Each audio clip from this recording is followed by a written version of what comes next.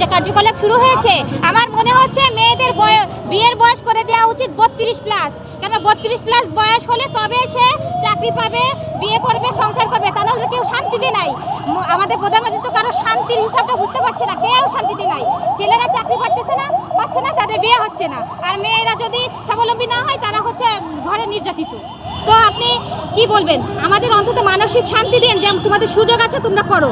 সুযোগটাও যদি না পাই, সব ঘরে ঘরে মানসিক রোগী হয়ে যাবে, এবং এটাই সত্যি, কখনোই বাধা হতে পারে না। আমাদের শিক্ষার তো আসলে কোনো বয়স নেই, শিক্ষার কোনো বয়স নেই, আমাদের অর্জিত জ্ঞানের কোনো বয়স নেই। কিন্তু অর্জিত জ্ঞান অর্জন করে আমরা যখন একটা সার্টিফিকেট অর্জন করলাম, কেন সার্টিফিকেটে একটা বয়সের ফ্রেমে বাধা থাকবে? আমার প্রশ্ন রইল আমাদের মাননীয় প্রধানমন্ত্রীর কাছে।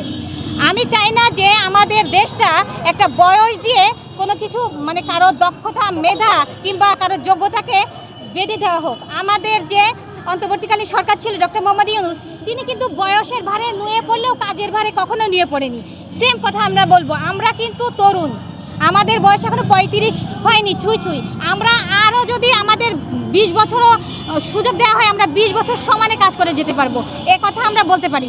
যাই হোক, আমাদের মেইন কথা হলো আন্তর্জাতিক মানদণ্ড হিসেবে আমাদের আশেপাশে পাকিস্তান ছাড়া সব দেশেই 40-45, কিছু কিছু ক্ষেত্রে উন্নত।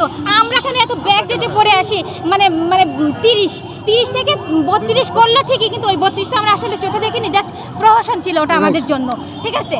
তো আমরা চাই আমাদের মাননীয় প্রধানমন্ত্রী তারেক রহমান যেন আমাদের এই বঞ্চিত বিষয়টা, আমি বারেবার বলতে চাই, বঞ্চিত বিষয়টা তিনি যেন বুঝতে পারেন যে আমরা বঞ্চিত হয়েছি সেশন জটে, আমরা বঞ্চিত হয়েছি করোনাতে, এবং আরও বঞ্চিত হয়েছি বিগত সরকারের যে তাদের দুর্নীতির, তাদের দলীয় লোকনীতি ম্যাক্সিমাম ক্ষেত্রে, ঠিক আছে? আমরা বারেবার ভাইবা দিয়েও আমরা ব্যর্থ হয়েছি।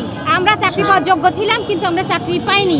এই যে বিভিন্ন দুর্নীতি, সব কিছুর মধ্যে আমরা কি জাস্ট জন্ম নিয়েছি, লেখাপড়া করেছি, আর আমরা সব ব্যর্থ হয়ে যাবে? আমাদের বাংলাদেশের ম্যাক্সিমাম 80% লোক দরিদ্র। সেই দরিদ্র যে ছেলেমেয়েরা জাতীয় ভার্সিটি থেকে লেখাপড়া শিখে যখন তার 28 বছর হলো, তখন আসলো করোনা, আর করোনার পরে 30 পরে যখন 32 দিল, তখন তাদের 32। তাদের লেখাপড়া কি আসলে বৃথা যাবে?